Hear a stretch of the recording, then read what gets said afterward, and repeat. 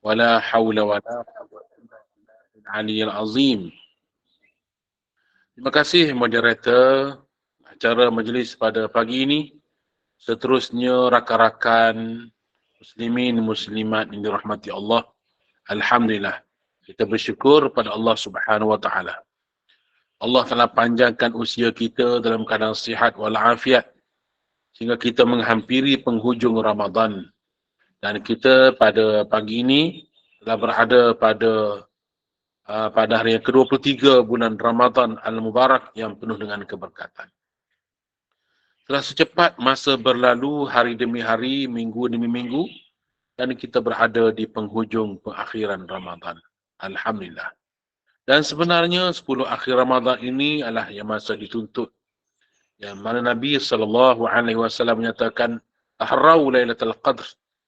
Carilah kamu akan Lailatul Qadar فَإِنَّهَا فِي الْعَشْرِ الْأَوَاخِرِ مِنْ رَمَضَانِ. Kerana sesungguhnya ia terdapat pada malam-malam 10 akhir Ramadan. Alhamdulillah. Allah Ta'ala mengizinkan kita berpeluang berada di bulan Ramadan pada tahun ini. Allah Ta'ala mengizinkan kita hingga berada di bulan Ramadan hingga sampai ke penghujungnya. Dan kita mohon pada Allah Subhanahu Wa Ta'ala supaya menolong kita dapat beribadah dengan sebaik-baiknya. Bukan sahaja dengan kuantiti, tetapi dengan kualiti yang baik, insya-Allah. Memenuhikan masa-masa yang ada ini dengan bermanfaat, insya-Allah. Yang mana Nabi SAW nyatakan, Man qama lailatul qadri imanan wa ihtisaba, ghufira lahu ma taqaddama min dzambi. Sesiapa yang mendirikan Ramadan, mendirikan Lailatul Qadr, imanan wa ihtisaba, dengan penuh keimanan dan pengharapan kepada Allah. Mengharapkan rahmat Allah, mengharapkan keampunan daripada Allah, mengharapkan pembebasan daripada api neraka. Maka Allah Ta'ala akan menghapuskan segala dosa-dosanya yang telah lalu, insya-Allah. Amin ya rabbal alamin. Nabi SAW juga menyatakan, Man sama Ramadana imanan wa ihtisaba, ghufira lahu ma taqaddama min dzambi. Sesiapa yang berpuasa di bulan Ramadan dengan penuh keimanan, keyakinan dan kepercayaan kepada Allah Subhanahu wa taala, akan dihapuskan dosa-dosanya yang telah lalu. Alhamdulillah. Bermakna bulan Ramadan bulan penghapusan daripada dosa-dosa. Kenapa? Ini menunjukkan bahawa Allah Subhanahu wa taala ingin membersihkan hamba-Nya. Ingin membersihkan daripada sebarang dosa. Kerana Allah Ta'ala ingin memasukkan hamba-hambanya ke dalam syurga yang penuh dengan nikmat. Bersesuaian dengan hadis Nabi SAW menyatakan bahawa apabila bulan Ramadan, maka dibukakan pintu-pintu syurga. Futihat lahul jannah. Futihat abwabul jannah. Dibukakan pintu-pintu syurga. Wa ghulliqat abwabun nar, dan ditutup segala pintu-pintu neraka. Wa suffidatis syayatin, dan dibelenggukan segala syaitan-syaitan. Subhanallah.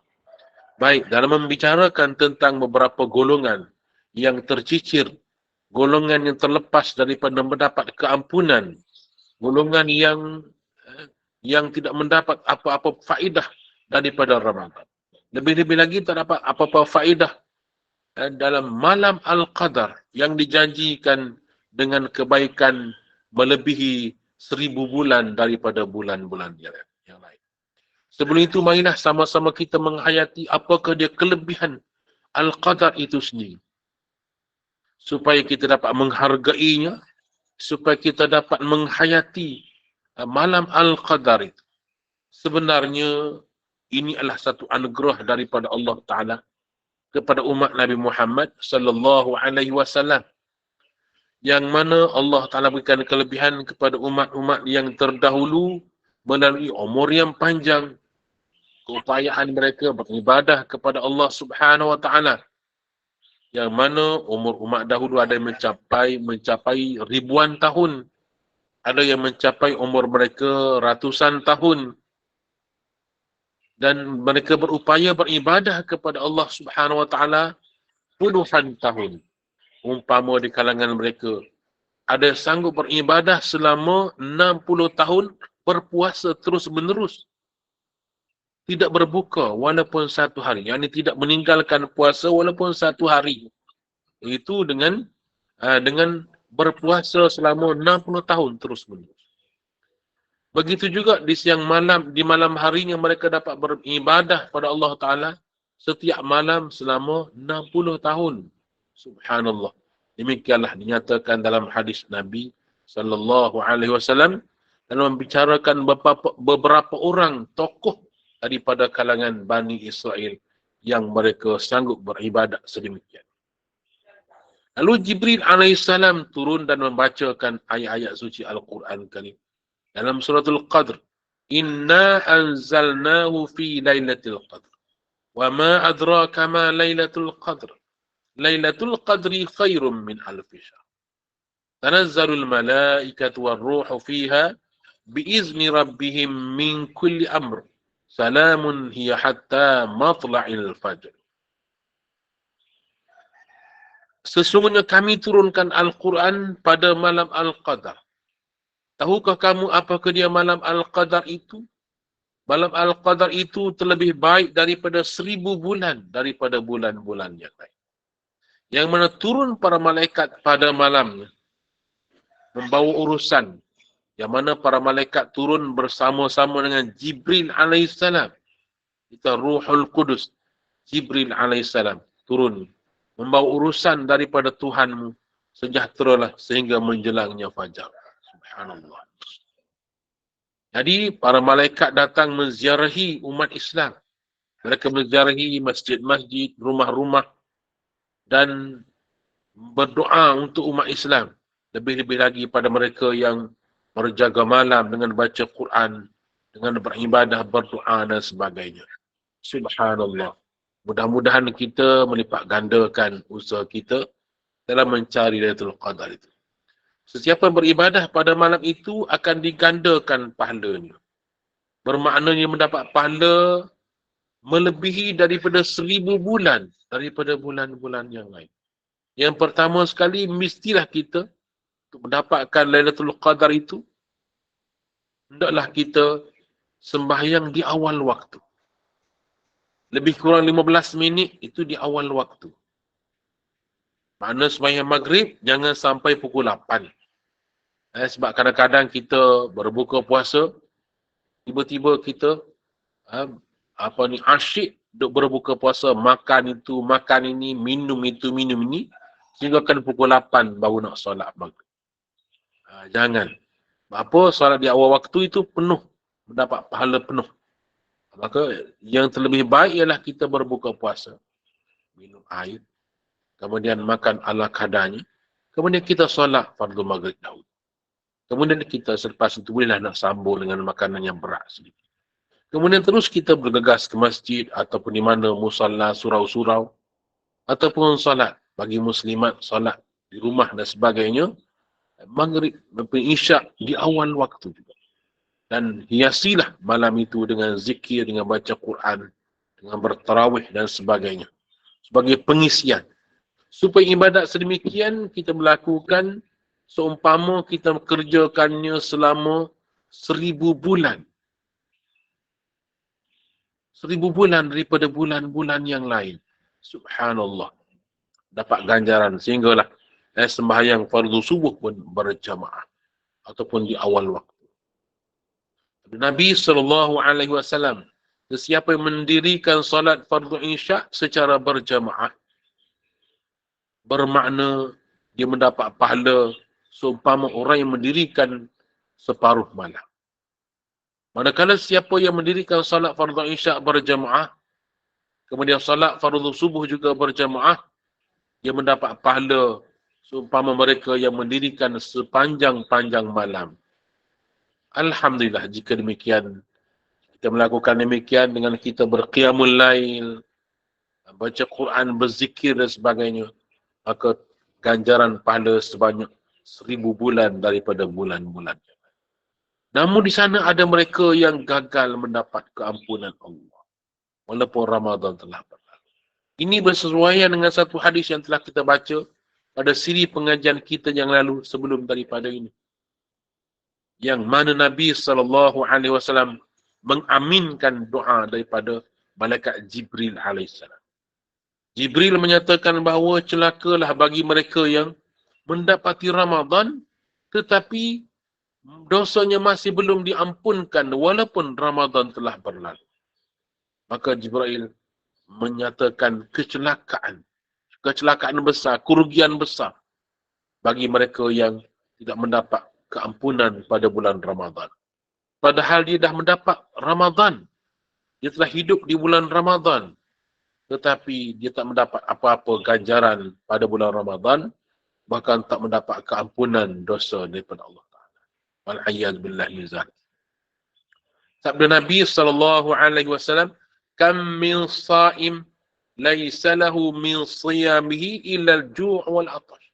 Berapa ramai orang yang berpuasa tetapi tidak mendapat apa-apa ganjaran pahala daripada puasanya, melainkan ia hanya mendapat lapar dan dahaga sahaja. Subhanallah. Wala hawla wala quwwata illa billah al-aliyyil azim.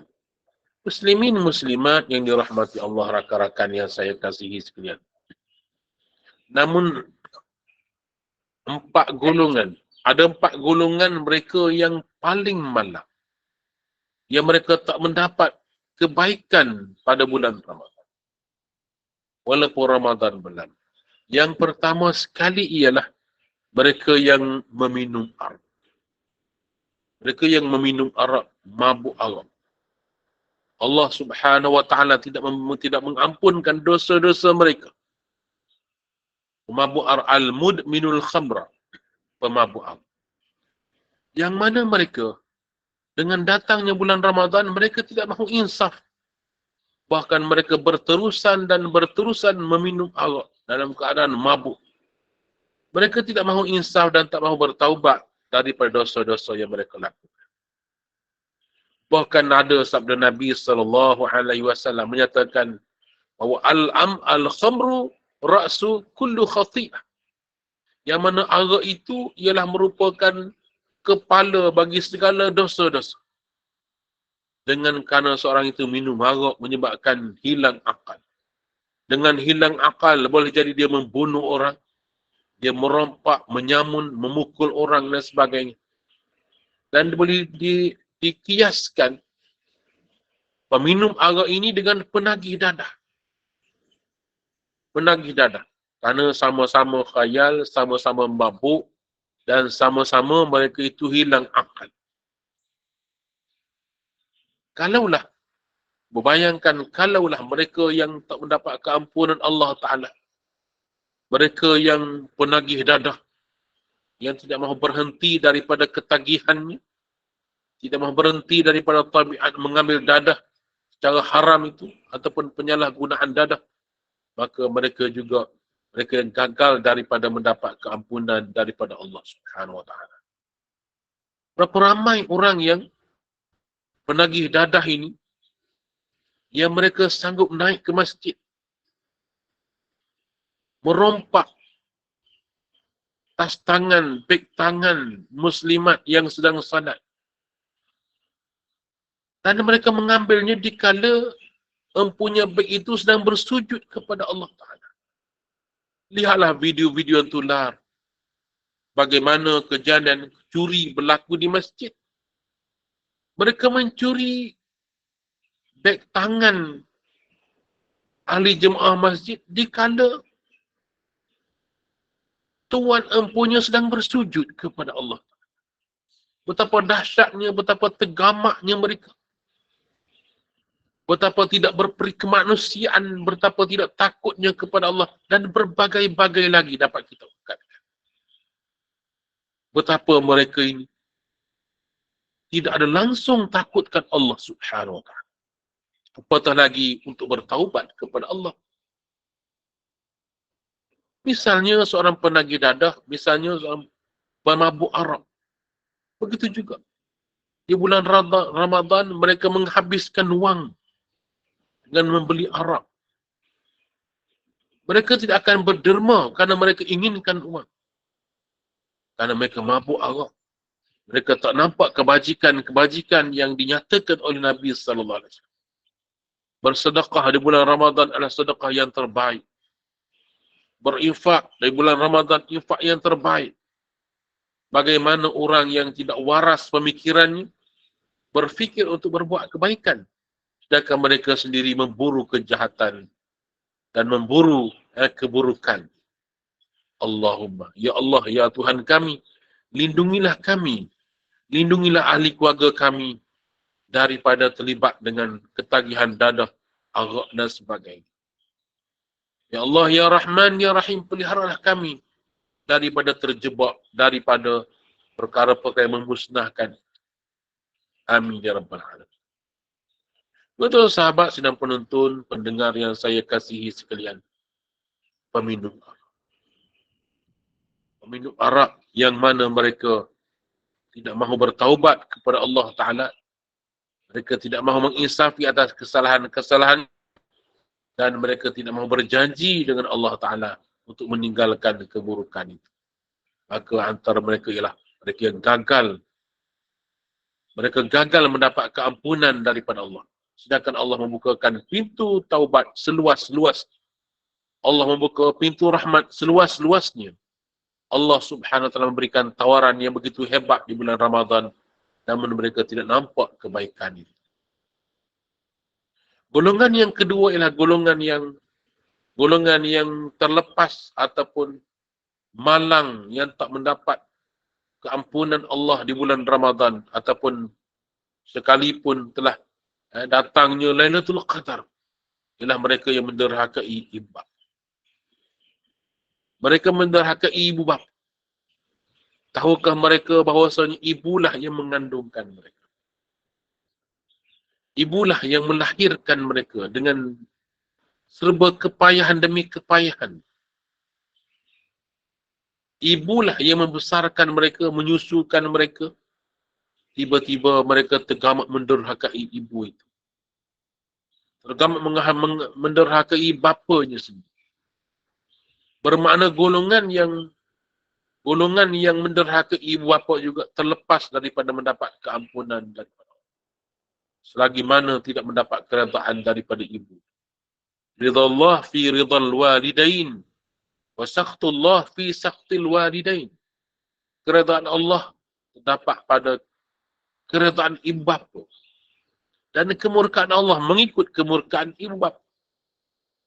Tuan-tuan muslimin muslimat yang saya kasihi sekalian. Allah Subhanahu Wa Taala menyatakan bahawa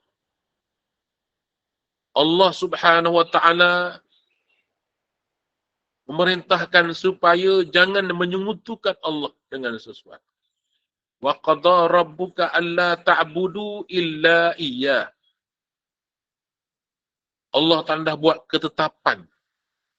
Satu ketentuan daripada Allah Subhanahu Wa Taala, kamu jangan menyembah selain daripada Allah. Jangan menyekutukan Allah dengan sesuatu. Selepas daripada larangan menyekutukan Allah, yang kedua ialah jangan kamu menderhakai ibu.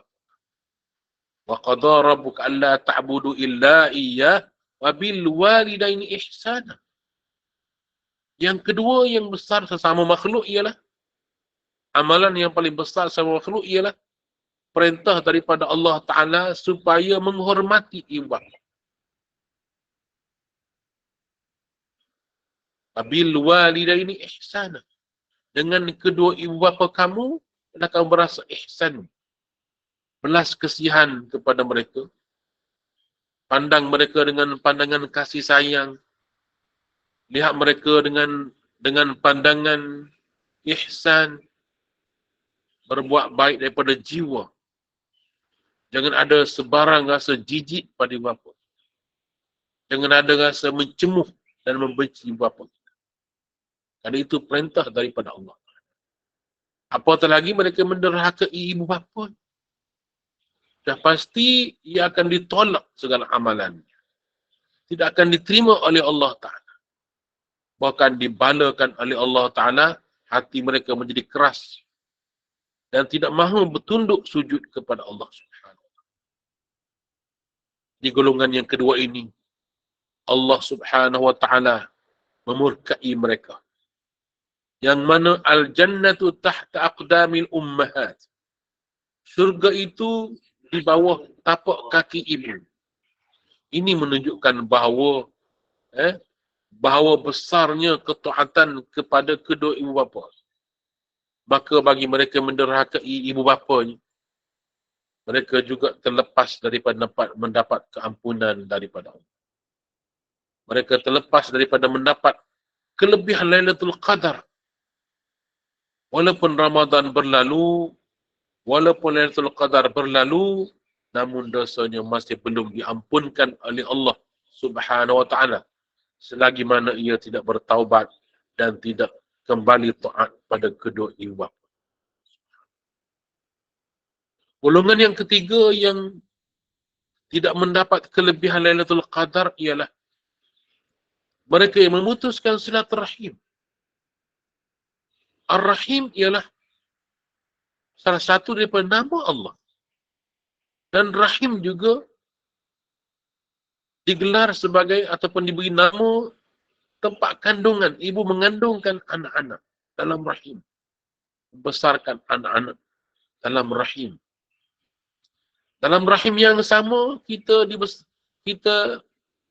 terbentuk menjadi insan. 10 orang adik-beradik. Semuanya membesar sebagai janin. Kemudian terbentuk kaki, tangan, rupa paras kita dalam rahim ibu. Sampai masa yang ditentukan lebih kurang sekitar 9 bulan. Maka lahirlah ke dunia dengan jalan yang sama. Laluan yang sama. Keluar daripada perut ibu. Anak yang pertama, anak yang kedua, anak yang ketiga, begitulah seterusnya. Terkadang-kadang seorang ibu melahirkan anak 16 orang anak. Dalam rahim yang sama. Keluar jalan yang sama. Subhanallah, dalam keadaan kepayahan demi kepayahan. Menyusukan mereka. Tiba-tiba dalam masa kecil kita menyusu, susu ibu. Kemudian kita makan dalam satu periuk yang sama. Awak ambil, saya ambil. Awak kaut, saya kaut. Lebih lagi kalau orang Kelantan makan budu, petak budu. Awak celup tangan apa ni. Ambil budu, saya ambil budu. Ayam seketul. Awak cubit, saya cubit. Awak suat, saya suat. Dalam satu pinggan, satu mangkuk, satu periuk yang sama, kita makan dengan penuh kemesraan. Adik-beradik makan dengan penuh kemesraan. Kalau ikan dikerat, dibahagi-bahagikan, betapa kasih sayang, betapa kemesraannya di masa kecil. Tetapi kenapa apabila dewasa masing-masing, dah ada berkeluarga masing-masing, Allah kurniakan pekerjaan masing-masing, kita terpisah dengan penjarakan yang tertentu, kita telah bermasa muka sama adik. Dan tentu di kalangan adik-beradik ini ada yang senang, ada yang susah. Ada yang berpelajaran tinggi dan ada yang lulusan biasa sahaja.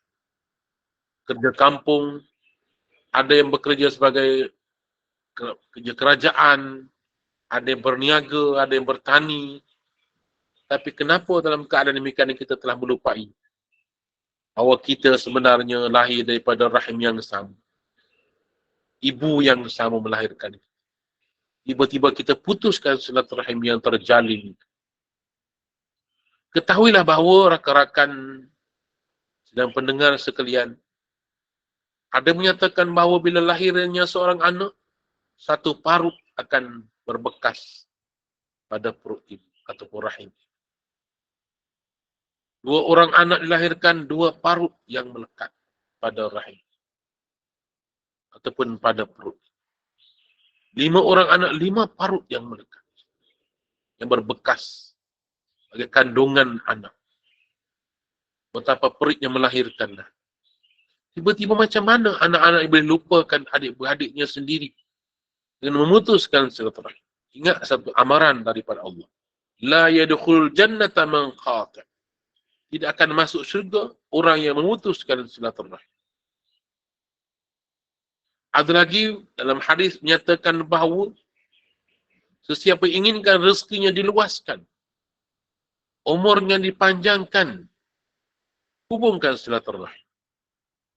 Dan banyak lagi hadis yang menyatakan betapa pentingnya menghubungkan silaturahim. Namun ancamannya berat kepada mereka yang memutuskan silaturahim. Yang pertama sekali, mereka tidak akan masuk syurga. Mereka yang memutuskan silaturahim.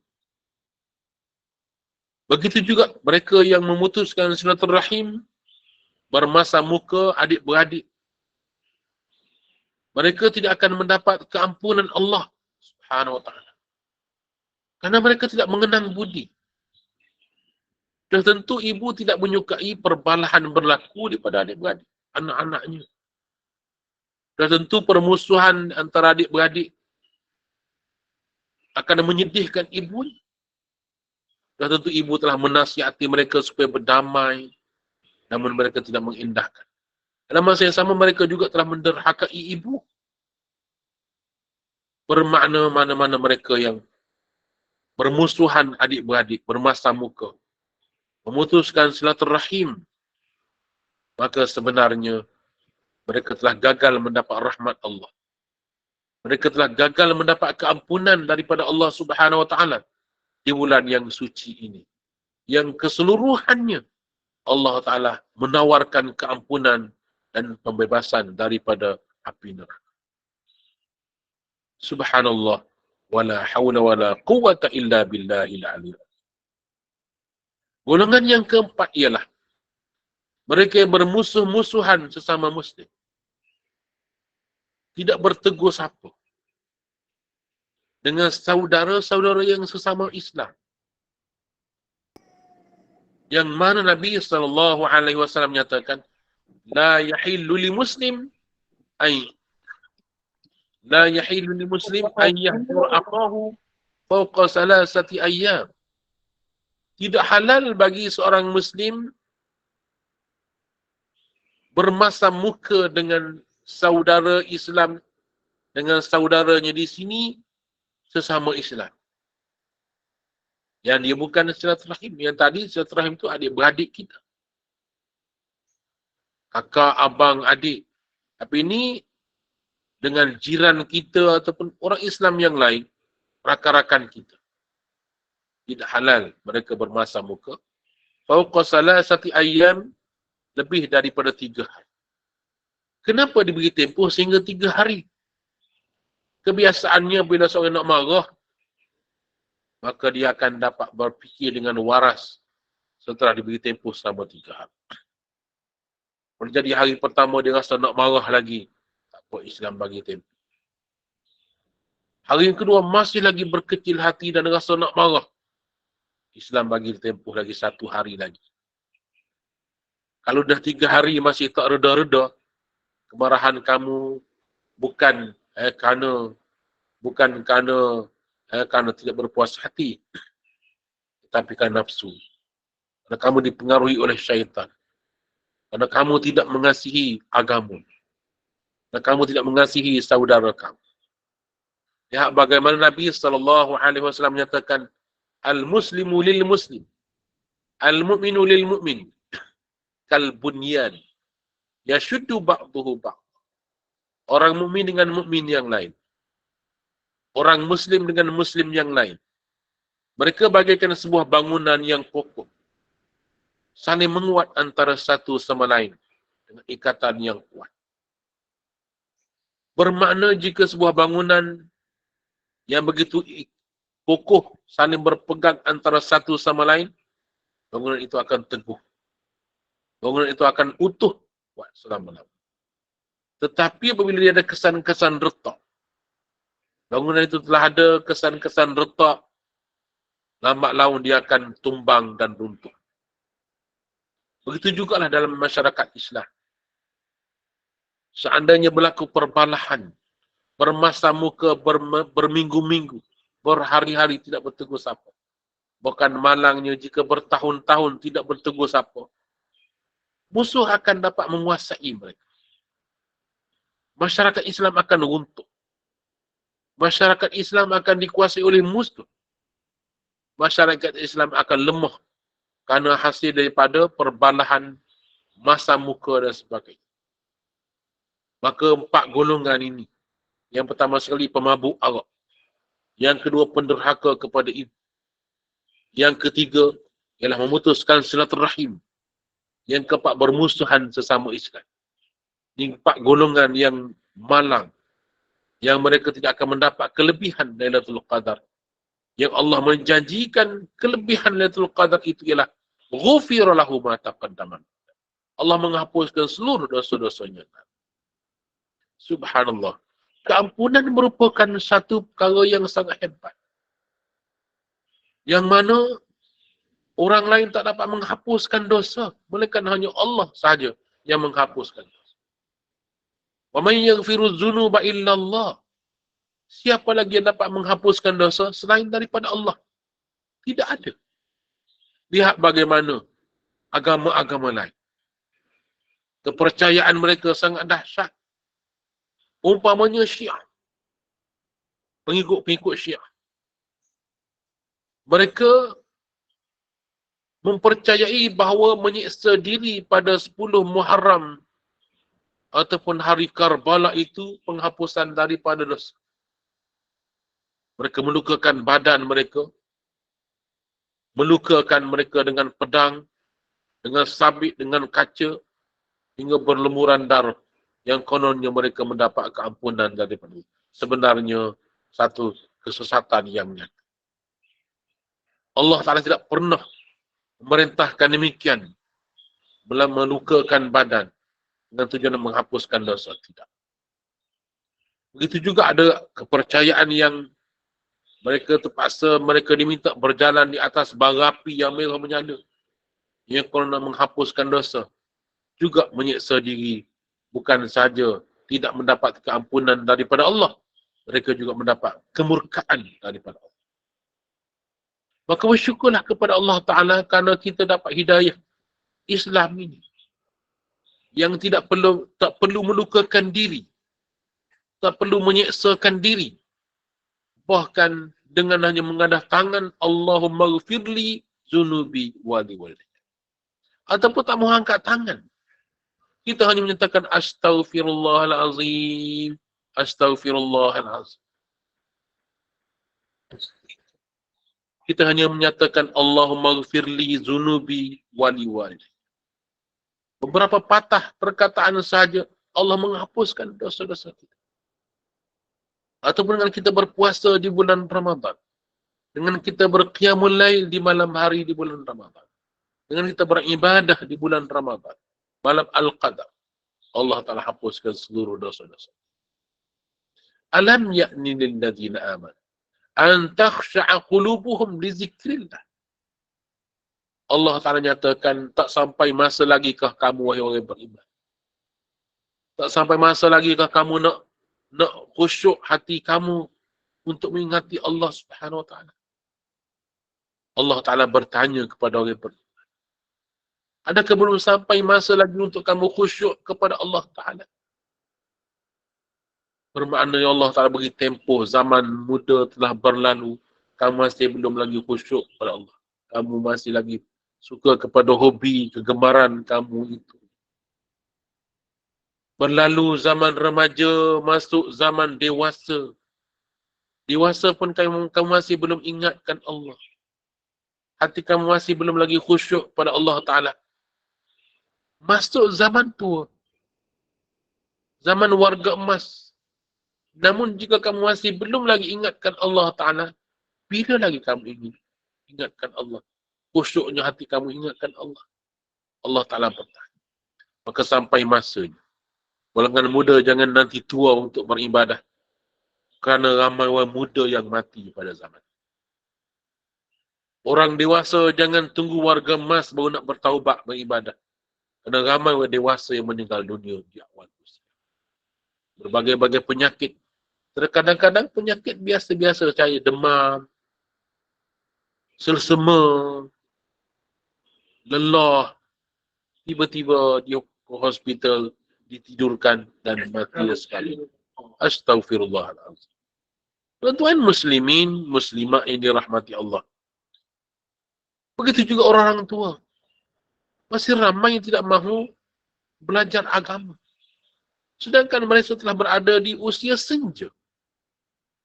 Bila lagi mereka tunggu-tunggu. Dulu sibuk dengan pekerjaan. Nak pencin. Belum lagi ke masjid. Belum lagi ingin belajar Al-Quran. Belum lagi ingin belajar agama. Bila lagi? Allah Ta'ala yang tanya. Alam ya'ni lillazina amanu an takhsha'a qulubuhum li zikrillah. Bila lagi hati kamu nak khusyuk, ingatkan Allah Subhanahu wa taala. Kamu asyik fikirkan dunia, kejarkan dunia, angan-angankan dunia. Alhaakumut takasur hatta zurtumul maqabir. Kamu sebenarnya wahai manusia sedang melalaikan kamu karena memburukan kelebihan dunia yang begitu banyak. Memburu harta, memburu pangkat dan kedudukan, memburu cita-cita kamu. Alhaakumut takasur hatta zurtumul maqabir, sehingga kamu dimasukkan ke dalam lubang kubur. Kalla sawfa ta'lam. Jangan sekali-kali. Nanti kamu akan mengetahui. Jangan sekali-kali diulangi. Kalau nanti kamu akan pasti mengetahuinya. Kamu akan melihat dengan mata kasar kamu sendiri betapa api Allah Ta'ala menjulang-julang di hadapan kamu. Allahu Akbar. Allahumma ajirna minat. Ya Allah selamatkan kami. Maka saya menyeru kepada diri saya dan tuan-tuan sekalian. Baik kita menghindari perkara-perkara buruk yang berlaku sebelum ini. Dan kita memilih jalan mendekatkan diri kepada Allah. Man syaa'a attakhadha ila rabbih sabila. Siapa yang menginginkan pembalasan yang baik, inginkan syurga, maka pilihlah jalan mendekatkan diri kepada Allah Subhanahu wa ta'ala. Maka 4 golongan yang malang itu, mereka tak akan mendapat keampunan daripada Allah. Maka marilah sama-sama kita siasat diri kita. Adakah kita pernah melukakan hati ibu kita? Ataupun kita sendiri sebagai ibu? Ibu kita, sama ada kita lelaki, kita punya ibu. Kita seorang ibu, juga punya seorang ibu. Walaupun mereka telah meninggal dunia, masih ada peluang kita berbuat baik untuk mereka. Doakan mereka. Allahumma ghfirli zunubi wali walidayya. Warhamhuma kama rabbayani. Walaupun kita dalam keadaan kesibukan dunia, maka jangan lupa hari akhirat. Kerana wal akhiratu khairul laka minal ula. Akhirat itu lebih baik bagimu daripada dunia. Alhamdulillah. Maka jauhilah daripada benda-benda yang boleh merosakkan, yang membinasakan itu. Maka marilah sama-sama kita beri kesedaran kepada masyarakat. Sebagai ibu, kamu punya tanggungjawab yang besar. Bagaimana tangan ibu yang menghayun buayan dapat menggoncang dunia. Contohilah seorang ibu yang sangat tekun mendidik anak. Namanya Ummu Khunsa, yang digelar sebagai Ummu Khunsa. Yang mana dia setelah kematian suaminya dalam jihad fi sabilillah, dia punya 3 orang putera yang perlu dibesarkan. 3 orang anak lelaki yang masih kecil.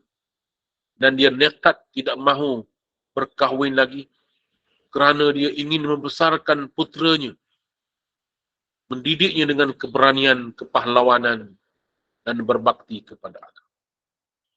Ummu Khunsa telah membesarkan anak-anak dengan keberanian dan kepahlawanan, ketangkasan dalam medan perang. Tiba satu masa Ummu Khunsa telah mengarahkan anak-anaknya, ketiga-tiga anaknya, untuk berjihad fi sabilillah. yang mana diseru untuk berjihad pada jalan.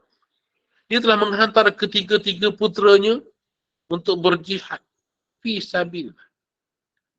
Setelah peperangan berkecamuk, lama kemudian ibu ini mendengar berita anaknya yang pertama telah meninggal dunia.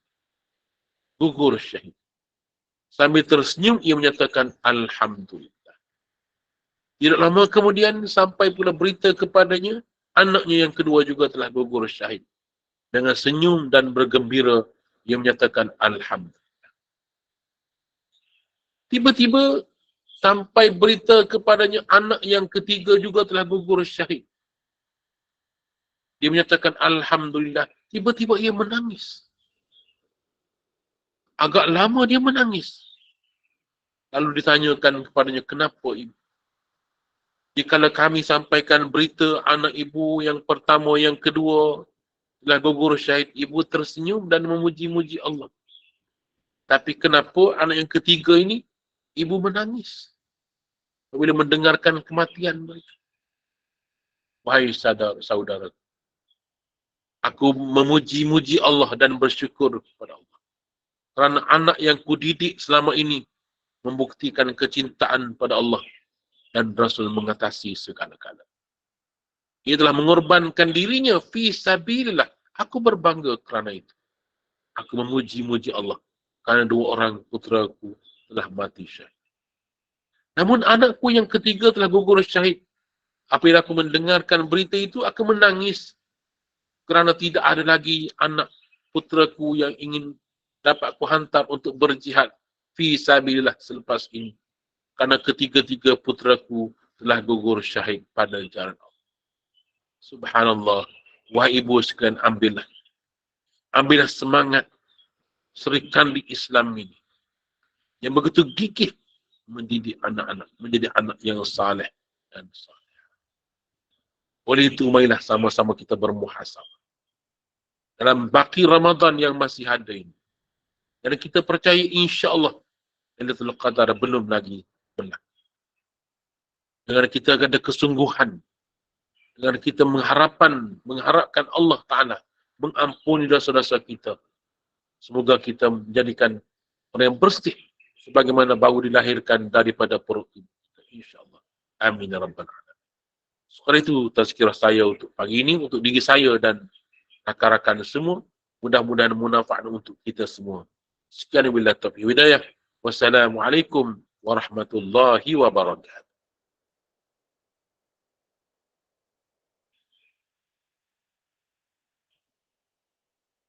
Okey, baik. Kita buka soalan Ustaz ya. Boleh ya, Ustaz? Boleh insya-Allah. Okey, silakan yang bertanya. Silakan.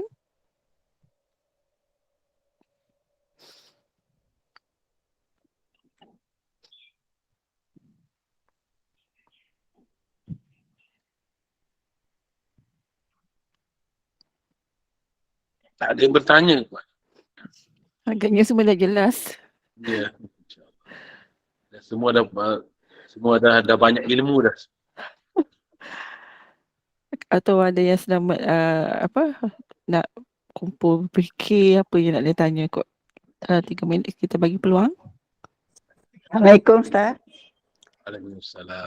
Macam umur kita Allah dah tentukan kan Ustaz. Tapi kalau kita dengan berdoa, mungkin ke berdoa, bersedekah, mungkin ke umur kita berubahlah maknanya yang ditetapkan oleh Allah. Ya, terima kasih. Ya. Yang ketentuan Allah Ta'ala ada dua. Satu ajal mu'allaq dan satu ajal mabra ataupun mabra. Ajal mu'allaq itu tergantung, yang boleh berubah. Tapi kita tak tahu ketentuan Allah Ta'ala itu boleh ubah dengan cara mana, maka Allah lah yang maha mengetahui. Yang kedua, ajal yang Allah Ta'ala tentukan dan tak dapat diubah-ubah lagi. Jadi oleh kerana kita tidak tahu ketentuan Allah Subhanahu Wa Ta'ala, maka kita diminta berdoa. Ada beberapa amalan yang boleh menyebabkan kita usia kita dipanjangkan. Sehubungan dengan itu ingin saya sebut satu kisah berlaku di zaman Nabi Isa AS. Diceritakan bahawa jika Nabi Isa AS bersama-sama dengan pengikut-pengikutnya, datang Malikul Maut. Melihat dengan pandangan tajam pada salah seorang pengikut Nabi Isa. Lalu pelajar itu tidak menyedarinya. Nabi Isa melihat hal itu. Setelah semuanya beredar bersurai, lalu Nabi Isa AS bertanya kepada Malikul Maut tentang kedatangannya dan kenapa dia melihat dengan pandangan yang tajam kepada salah seorang pengikut. Malikul Maut berkata, tidak lama lagi, sekejap lagi, aku diperintahkan untuk mencabut nyawa salah seorang pelajarmu. Maknanya yang sedang dipandang tadi. Tiba-tiba keesokan harinya, pengikut Nabi Isa datang lagi belajar. Menemui Nabi Isa AS. Nabi Isa hairan melihat. Pengikutnya masih lagi datang pada hari. Sedangkan semalam Malikul Maut dah beritahu akan mencabut nyawanya. Dah hampir sampai ajal mautnya. Nabi Isa bertanyakan demikian. Lalu Malikul Maut berkata, sebenarnya pengikutmu apabila dia keluar daripada majlis ilmu ataupun keluar meninggalkan kamu, dia bertemu dengan seorang tua yang miskin, yang kelaparan. Meminta-minta sedikit makanan daripada. Lalu pelajar atau pengikut itu telah memberikan roti yang ada padanya. Menyebabkan si miskin yang kelaparan itu berdoa kepada Allah supaya umur pengikutmu umurnya dipanjangkan. Kemudian pengikut itu pergi, lelaki itu pergi menziarahi, menghubungkan silaturahim, menziarahi sanak saudaranya. Menyebabkan Allah Subhanahu Wa Taala memerintahkan supaya umur lelaki itu dipanjangkan 5 tahun lagi. Berdasarkan kepada kisah ini, kita bersedekah, beri makan pada orang juga boleh penyebab dipanjangkan usia kita. Yang kedua, dengan kita menghubungkan silaturahim juga boleh memanjangkan usia kita. Satu, yang diganjakkan, yang sepatutnya 5 tahun, yang sepatutnya diganjakkan 5 tahun pada 10 tahun. Ada lagi kaedah yang Allah Ta'ala panjangkan usia dengan cara, walaupun umur kita tak diganjakkan, tak dianjakkan, tetapi dengan usia yang sama, Allah beri peluang pada kita boleh buat amal soleh yang banyak. Misalnya soal ini, mati dia umur 63 tahun. Dalam usia dia, 60 tahun itu, dia dapat bersedekah, dia dapat berbuat baik, dia buat amal-amal soleh. Dan Allah Ta'ala berikan kemudahan padanya, dapat melakukan amal-amal soleh. Ini juga menunjukkan keberkatan dalam usia. Barakah. Walaupun umurnya tidak dipanjangkan sampai 100 tahun, tapi amalan yang banyak dia dapat lakukan amal soleh itu melebihi daripada orang yang berusia 100 tahun. Subhanallah. Jadi dengan amalan kita berdoa supaya dipanjangkan usia, maka Allah Ta'ala boleh panjangkan usia kita. Dan kita menziarahi sanak saudara, menghubungkan silaturahim juga boleh menyebabkan usia kita dipanjangkan. Dan yang ketiga, kita beri makan pada orang miskin, orang kelaparan juga penyebab pada usia kita dipanjangkan oleh Allah Ta'ala. Ataupun diberikan keberkatan pada umur kita, insyaAllah. Wallahu a'lam wassalam. Terima kasih Ustaz. Okey, nampaknya kita akhiri dulu saya. Majlis ilmu kita ini dan alhamdulillah jazakallahu khairan fadil Ustaz Fikri, dan terima kasih atas kesediaan mengungkap persoalan dan perkongsian ilmu serta pencerahan yang cukup jelas mengenai golongan yang tidak mendapat kelebihan Lailatul Qadar ini, kerana amal ibadahnya tidak akan dipandang oleh Allah pada malam Lailatul Qadar. Dan marilah kita sama-sama bermuhasabah diri agar kita tidak tergolong dalam golongan-golongan tersebut dan dinyatakan oleh Ustaz tadi. Dan akhir kata, semoga kita mendapat taufik dan hidayah dalam setiap perbuatan yang kita lakukan, dan semoga diberi kefahaman dan manfaat tentang melalui perkongsian ilmu ini. Dan terima kasih kepada para jemaah sudi duduk bersama-sama hingga ke akhir majlis ini, dan teruskanlah untuk bacaan Al-Kahfi bersama-sama dengan Ustaz Razik sebentar saja lagi. Dan Ustaz, saya serahkan kembali pada Ustaz untuk kita tutup dulu, tangguhkan dulu majlis ini dengan tasbih kafarah, doa dan juga surah Al-Aqsa. Silakan Ustaz. A'udzubillahi minasyaitonirrajim. Bismillahirrahmanirrahim. Allahumma inna nas'aluka ridhaka wal jannah wa na'udzubika min sakhatika wan nar. Allahumma innaka 'afuwun karimun tuhibbul 'afwa fa'fu 'anna wa 'an walidina wa 'an jami'il muslimina wal muslimat bi rahmatika ya arhamar rahimin. Allahumma ij'al jam'ana hadza jam'an marhuma wa tafarruqana min ba'dihi tafarruqan mahsuma. Allahumma inna nas'aluka mujibati rahmatik wa 'azaima maghfiratik wassalamata min kulli ithm wal ghanimata min kulli birr wal fawza bil jannah wan najata minan nar. Bismillahirrahmanirrahim. Wal 'asri innal insana lafi khusr illa alladhina amanu wa 'amilus solihat wa tawasaw bil haqq wa tawasaw bis sabr. Subhanakallahumma wa bihamdika asyhadu an la ilaha illa anta astaghfiruka wa atubu ilaik. Alhamdulillahirabbil alamin. Wassalamualaikum warahmatullahi wabarakatuh. Terima kasih Ustaz. Waalaikumsalam. Terima kasih Ustaz. Perkongsian ilmunya. Waalaikumsalam. Terima Terima kasih Ustaz. Terima kasih Ustazah. Sama. Terima kasih, Ustaz. Jumpa lagi. Terima kasih Pak.